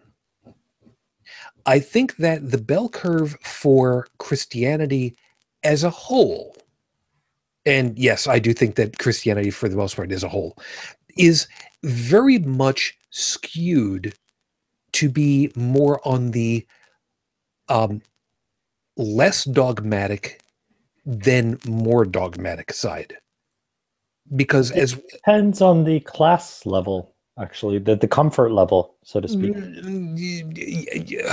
Yes, but let's go with two of the biggest in the Christianity circles: Catholicism and Protestantism. Those are arguably the two biggest. A friend of mine, he had an expression. He would say, high church, lazy, middle church, hazy, low church, crazy. And he considered the the Catholics, the Anglicans, the Protestants as the high church. These are the religions of the relatively comfortable classes. And then you have the middle comfort level classes, like your average, your blue collar worker. You've got your, a Protestant, your general Protestantism, and you've got your, I don't know how they're divided, but anyways, but it's almost directly related to the comfort level. Yeah, and that's kind of where I'm going at this point. We've heard, we've read, we've seen the passages that call for so much violence, death penalty, basically, for crimes that are minimalistic at best, if they could even be considered crimes. Stoning your kids to death for being unruly for whatever reason, as a perfect example. But the vast majority of those in the Christianity circles, and again, I'm centering more on the Catholics and the Protestants for the moment, because they make up the biggest slice of it all. Their bell curve, as far as to following the dogma and the dictates of the religion, sway and swing that bell curve far more towards relaxed instead of fanatical. Well, it again, going back to the comfort level, because it's basically comes down to how much the indoctrinators have to work to get whatever they want. I mean, for Catholicism, going back to Dillahunty's mafia example, well, if you compare the Catholic Church to that, well, the Catholic Church, in the upper classes anyways, all they want is just a cut of whatever the rich people got. That's it. And once you get down to the middle classes, well, the religion, they have to work a lot more to scare people enough to get what they want. And when you go down to the lower classes and the less educated and all that, well, the religion has to work a lot, actually, to extract something out of the poorer classes. And so usually, that's why there's the FUD level increases as the income level goes down. Yeah, and for the lower class, i.e. the less affluent, these days it tends to be much more a matter of, let's promise the world for a little slice of their pie, small as it might be, because they'll get back later. Which is sickening, but that's a whole other piece. But the violence part is the piece that I'm trying to deal with here, because the dictates in the Bible for Christianity, like I said, there's a lot there that is, well, admittedly, it's more Old Testament than New Testament, but it's kill. It's still there. I mean, why is it still there? And they're so different. They're saving these for a rainy day, and whatever they preach. That's another reason Bible doesn't matter, because whatever they're preaching changes with the times. I mean, yep. And that's exactly where my point is. Where with this, we have more affluence overall societally. Yes, it's not even. Not by a long shot, but there is more wealth now. There is less overall need to scrape and battle each other for resources. So the community as an insulating factor is not needed nearly as much now, if I'm saying that properly, which is pretty much what you were saying earlier yourself, Joseph, that in this day and age, when we have so much, there's very little reason for religion to bind people together to be a fighting force against some other group. It's just a fake sense of other. I mean, and it's actually indoctrinated. I mean, any child, we look at how children play together, they don't have it. It's taught. And it's taught for a reason. It's just because these guys who don't want to work for a living just want more. That's it. And specifically referring to the priests, because if you look at what you're supposed to give the priests, they get a lot of stuff. They get a lot of stuff. Well, and if you look at in the Old Testament, who gets what? I remember when Bobby and Ashley were doing atheist Bible study, and I hate they church offerings. And that's Susie. Yep. But they went through, you know, who gets what, and it was always the priests that got the leftovers, right? Because they can only burn so much. If everybody's bringing like a bazillion dead animals a day, you can only burn so much. And, you know, whatever was allotted to be consumed always went to the priests. And in fact, if leftovers, you... that's not leftovers. Well, not really, but they got the first choice cuts. I wonder what God wants to eat today. Yeah. Pineapple. But if you... we had pizza yesterday. To bring it back even earlier, the first known attempt to bring in monotheism was by an Egyptian pharaoh by the name of Akhenaten. And his downfall was the fact that the priests in the Egyptian pantheon had basically become like the mafia. They felt they were entitled to the riches that they gleaned from being priests to the various gods. And when Akhenaten brought in, his god was the Aten, the sun. And when he came in and said, no, we're all going to worship the Aten, the priest class got absolutely incensed because they were like, whoa, whoa, whoa, this is our racket, dude, Pharaoh. Yeah, exactly. Like, you know, don't be messing with the priest racket, dude. And he moved the capital away from Alexandria, where the priests had all of their power and influence. He moved the capital and created a new capital. It was unbelievable, the changes that he tried to institute. The minute that guy died, his son was Tutankhamun, but Tutankhamun was actually made Tut Akhenaten. And when he came onto the throne, the priests were, because he was like, I don't know, he died at 19, so he was probably just a young kid when he came on the throne. The priest class was like, you better get fix all of the stuff that your father screwed up. And he did. He dropped the name Tut Akhenaten, became Tutankhamun, went back to Alexandria, put everything back the way it was. And the power, I don't know if it was him or other people, in power, but they systematically erased Akhenaten from every piece of stone they could get their hands on with his image on it.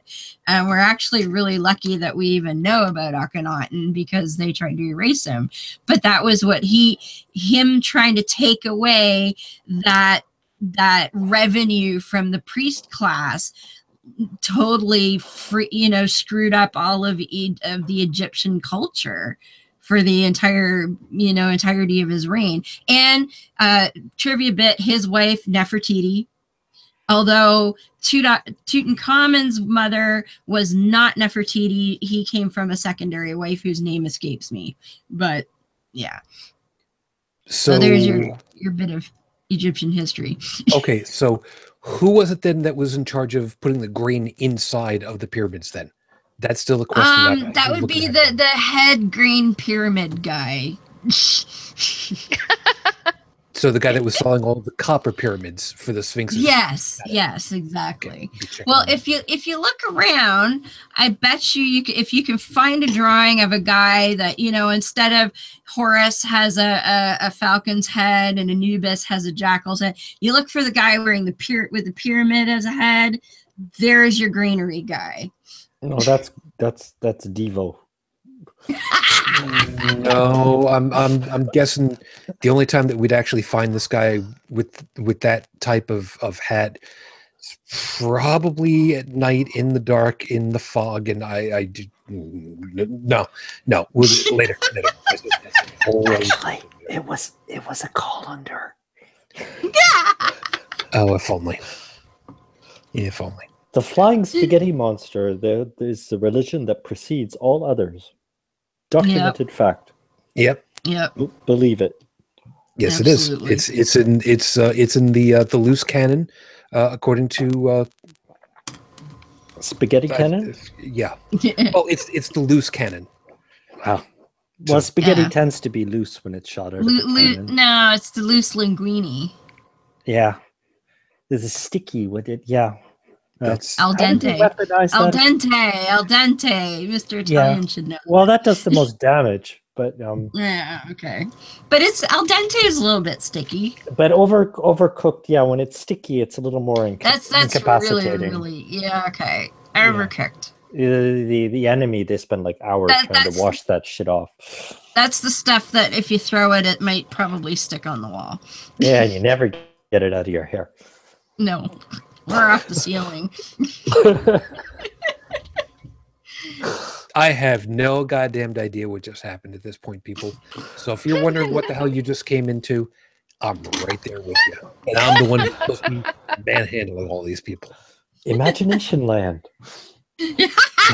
That's not helping me. All right, so before we wrap up really quickly, I know we haven't exactly gotten to very much in the line of which religions we would like to go with, and I know None. I know None. we would. Yes, I know. I was gonna say Look, we make can't use it that. really simple. For me, it's really, really simple. It's humans who can think critically, who take advantage of others who can't. And that's it. That's all. That's what religion is. Yep. Okay. Well, it goes beyond religion, but I mean, it's the same behavior pattern everywhere.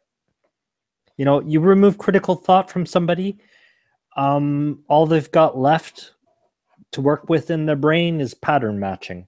And that's where all of the in-group, out-group, bigotry, and all stems from that. So. All right. Good point. Think about it. I don't know. Test it. Tell me I'm wrong. No, I'm not going to. And I'll tell you why. Because it's coming up on 2:00 in the morning, and fuck you, that's why. I got better things. I wish. But that's not you. I have a headache. All right, so before we get out of here, because we gotta see about wrapping up, because I got stuff I got to get accomplished. I got berated by somebody who said, "Hey, have you checked your email recently? I only sent that email to you like 3 days ago." That's why I do PMs, and even then, sometimes. You do prime ministers? Is it up in the world? Only the ones that don't speak Russian. Yeah. You didn't do Harper? Ew. No. Ew. I do Gross. Trudeau. Yeah. Well, who wouldn't? I wouldn't. He's got a wife. Okay, fair enough. Well, Maybe as she'll long as join in. if Sophie says it's okay, Maybe she likes to watch. she might. I don't know. This show just took a disturbing turn. Eli Bosnick, you are never allowed on this show, just for this episode alone. Never. Oh, that would, yeah. Oh, yeah. Oh, I don't want to imagine what would happen.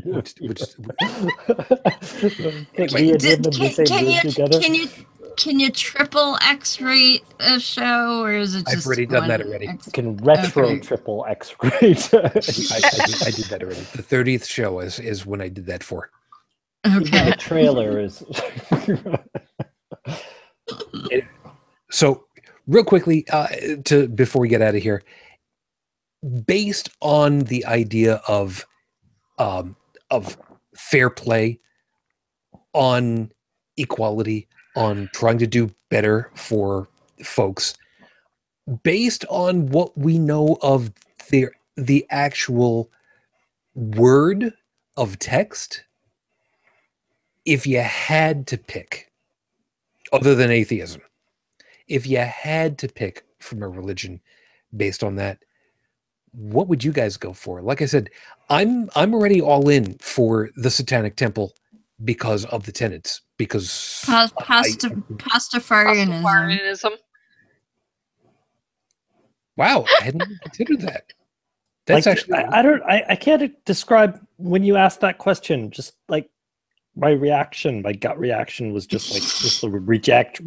I mean, religion for me is groupthink.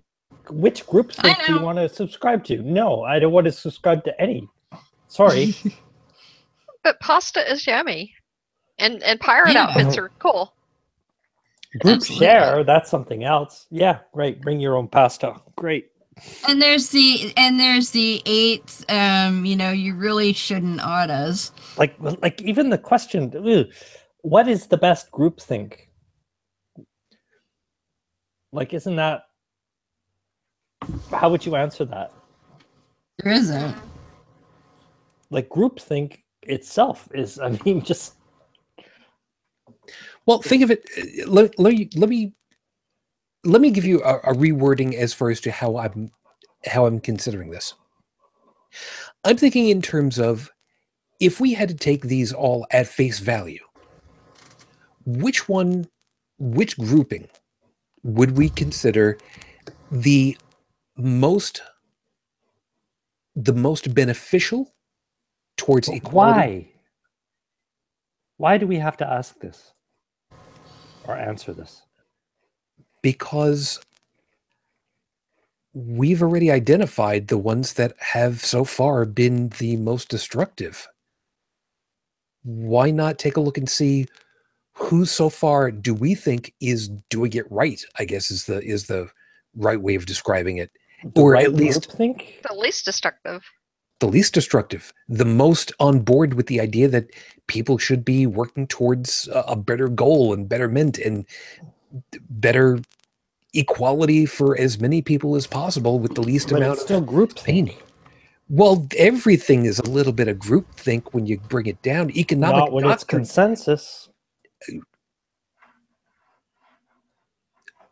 Okay, economic models: Marxism, Stalinism, socialism, capitalism. That's groupthink. Yeah, which one is right? I'm saying none of them, because they're groupthink. Which one worked the best? Well, you're just going to take all the environment variables and throw them together. Actually, which groupthink had the most opposition? Because that's when violence comes into play, whenever they have opposition. But what groupthink would be the most beneficial to the most people? Beneficial to the most people? Like, is the religion itself giving anything? Or are the people doing all the work themselves? Well, that's part of the question, I guess. It all comes back down to, it just comes down to thought processes. You know, is it a democracy or not? Are you doing, are you deciding yourself, or is somebody else deciding for you? Can you test it? Well, to me, you know, basically, we as humans, you know, our goal in life was what we start out with, anyways. You know, we exist, we are born, we have to deal with it. So, you know, and we're gonna have a certain set of survival methods, and on the way, we're gonna discover new ones. You know, how to survive better, how to make things more comfortable. We can decide whether to do this just for ourselves or for each other. And I mean, you know, that's all we got. But once you get into groupthink, you're settling on a fixed survival method that most often just benefits whoever organized it. Maybe in most situations. Yeah. So However, when we're asking which is the best, that's the majority. That's how in most situations it's like that. So if we're asking which is the best religion, we're asking, well, which ones don't do that? And why are we making the exception the rule? why are we making Groupthink bad. wait, back up a second, because I'm basically what I'm missing a saying. piece. Why are we making the exception the rule? I don't understand what you mean by that. You're taking religion in general. You're asking which is the best one. Hold on. I'm asking which one do we think overall, if we had to pick one, would be doing the least damage, the least pain? Same question.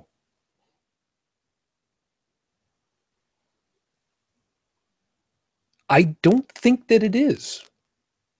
Let me. Well, if you want to get down to semantics, but I'm just explaining why your question gave me pause. That's all. Okay. That's well and good. I tend to follow. Yeah, I tend to follow rabbit holes all the way down. I don't always explain myself. So sorry about that. Kind of feel like you're not letting me finish putting the sign up on the rabbit hole that tells you what's supposed to be going down that rabbit hole is supposed to be for. Is the only piece. Anyway, leaving that aside for a second, Stephanie had gone ahead and said the Satanic Temple, which, okay, you know what? One for me. Thank you. Good on me. Because that is atheism in disguise. I'm not sure that it's atheism in disguise so much as it's humanism in disguise. It's atheistic humanism in disguise, I think. I was going to say, I think they're all atheists. Yeah. Taking the piss. No, that's exactly right. But not all atheists are humanists, though. Yeah. Right. Oh, categorization. I know. Right. Well, it's a matter of what facets you slice in the gem. There some have got more facets, some have fewer. I was going to say less, but that's improper English. I try. I'm trying to do better with what I say, because I would love to have Marsh on one day, and I know for well I would end up getting a whole bunch of shit from him for not being able to pronounce things and use the right terminology. Because it would be early in the morning for him anyway. But the point of the Satanic Temple is that they don't, they say we don't have a god. We have effectively a mascot. It's not the same thing. Which, I agree with.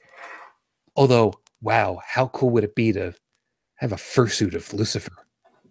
That would be great. Hooves. Cloven hooves.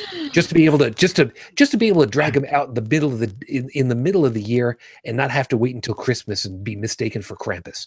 Think about Lucifer.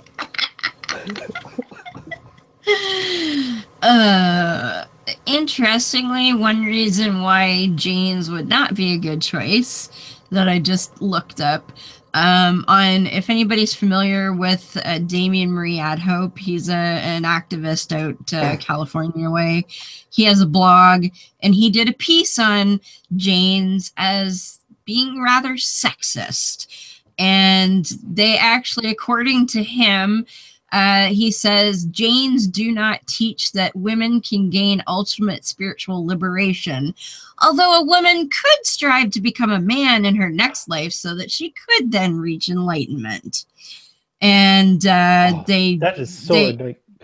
Isn't that awful? Yeah, but misogyny in general, as soon as we stop being hunter-gatherers, man lost its dominant position. I mean, game over for men. Yeah. And all this shit they make up, it's just to preserve this cushy comfort, Oh, I know. The head remaining keeping the power without all the work behind it. So Yeah. Yeah. So I But think, anyway, yeah. I think considering the time, I think we pretty well got this done for right now. I don't think we really need to go any further into anything else. I mean, if anybody wants a couple of moments to drop some last item, I mean, otherwise I'm satisfied with where we are. I don't even have to say anything more at this point. Oh. I don't even know where we are. You're in France. Exactly. We are done. So, as always, thank you very much for being with us, everyone. We hope that you've enjoyed all of what we've had to say and found something worthwhile in all of our perspectives and had something to think about for yourselves at this point. So thank you for joining us. Got a couple of announcements when we get done over here, but for the moment, Joseph, of course, thank you very much for your time. You have yourself a great morning and good luck with the projects. Oh, yes. Many. Thank you, sir. And you with yours? I'm working on a couple of them. Brigid, thank you very much for your time. You have yourself a good sleep, and you want to plug anything for yourself as you're going on? Sure. I will plug my blog. It's brigidfitch2112.wordpress.com. Appreciate that. And of course, Heretic Woman, thank you for your time this morning. You have yourself great sleep eventually, I'm sure, and plug away all of the stuff because kind of botched it last week. Sorry. Oh, did you? Oops. Well, I forgot what time you guys were on now.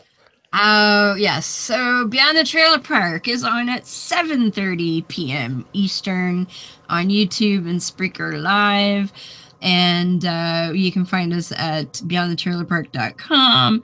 This week, we are talking to Natalie Newell, who hosts the Science Enthusiast podcast. So we're going down the science rabbit hole. I'm not sure about what this is Beth's purview. I'm just going to be like, yeah, you talk science and I'll try and learn something. You're just along for the ride. I'll just nod wisely. That's the best. Yes, exactly. So that's 7:30 p.m. Eastern on Monday. And I do pop up now and again on the Great Debate community. We have a community channel now on YouTube, the Great Debate community channel.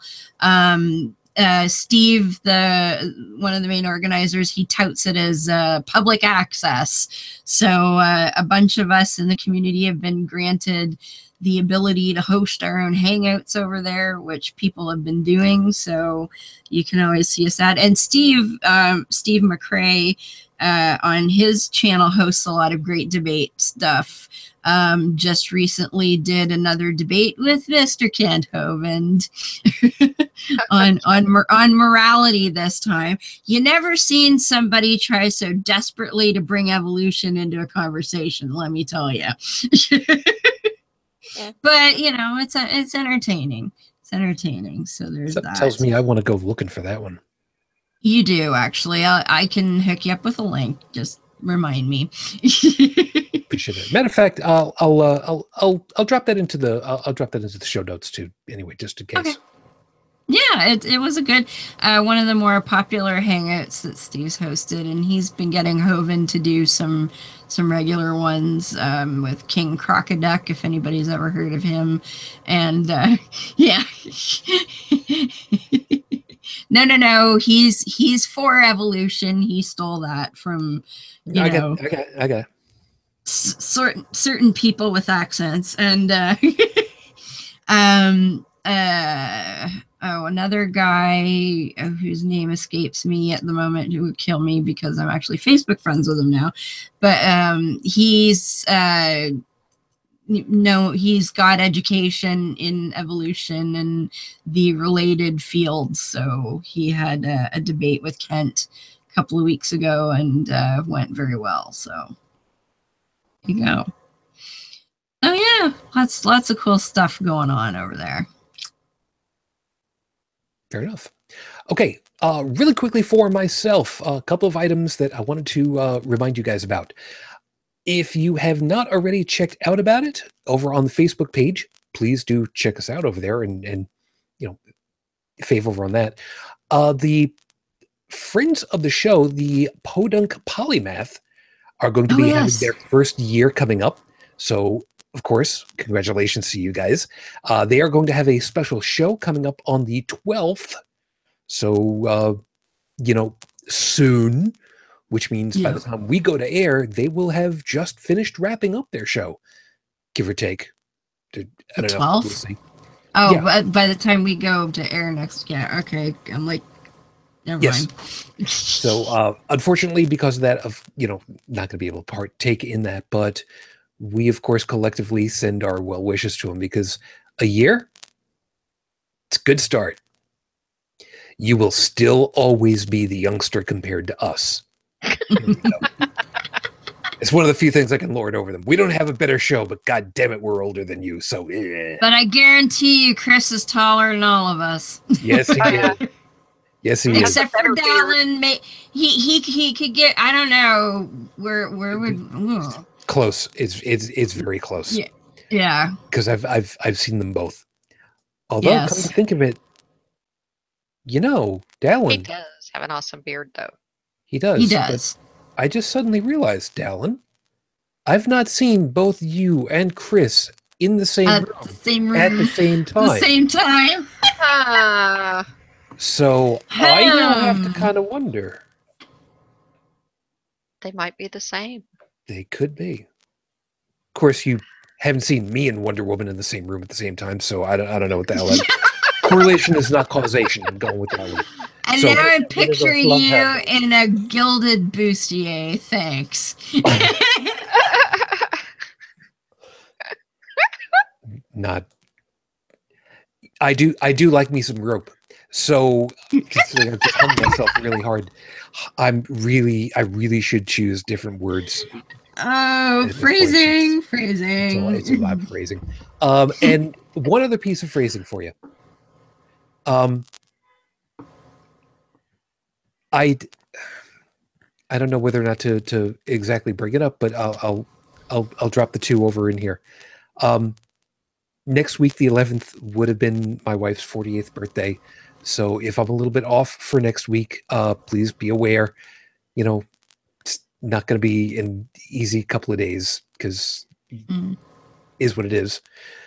But I can give you this other piece of information, and it's kind of a small, it's kind of a soft opening that happened, but it's finally happened.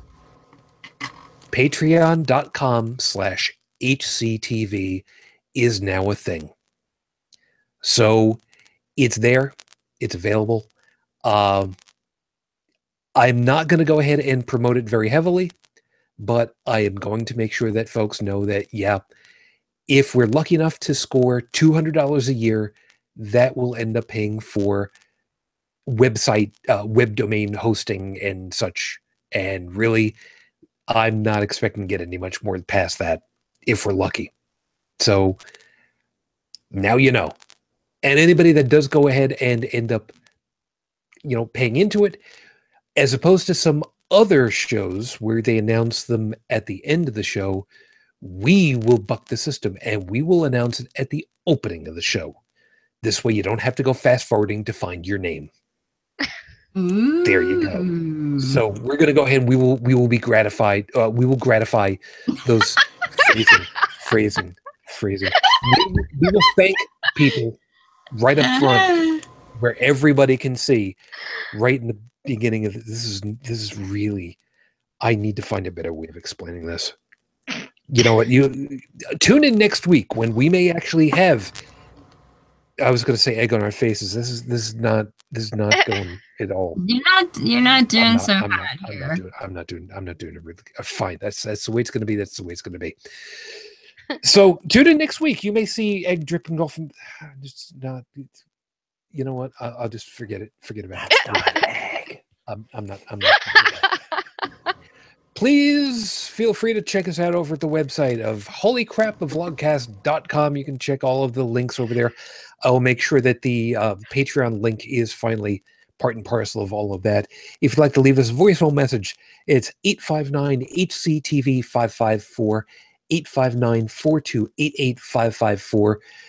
Please, the next time that you're going to leave a message, please remember, A, check your mute button, and B, you don't need to breathe that heavily into the microphone. I would appreciate that. I can't clean that up any much better. I'm sure that was, I'm almost positive that that was Sam Mulvey that did that to me. I'm almost positive. It was Darth Vader. No. Actually, come to think of it, I don't know that it was Sam, or if it wasn't, I just like teasing because whatever. But in the meantime, we will be looking forward to seeing you guys next week. With any luck, we'll have everybody back in the house for that one. As always, thanks for being with us. I wish you all the peace I no longer have. I wish you the strength that I've learned. I wish you well. I look forward to seeing you guys next week. Of course, as always, for my lady, I am still in love. Matane Fujin. I love you. I miss you. It's a little early, but happy birthday. Dream of me. Till the next time we get together, everyone, as always, good night.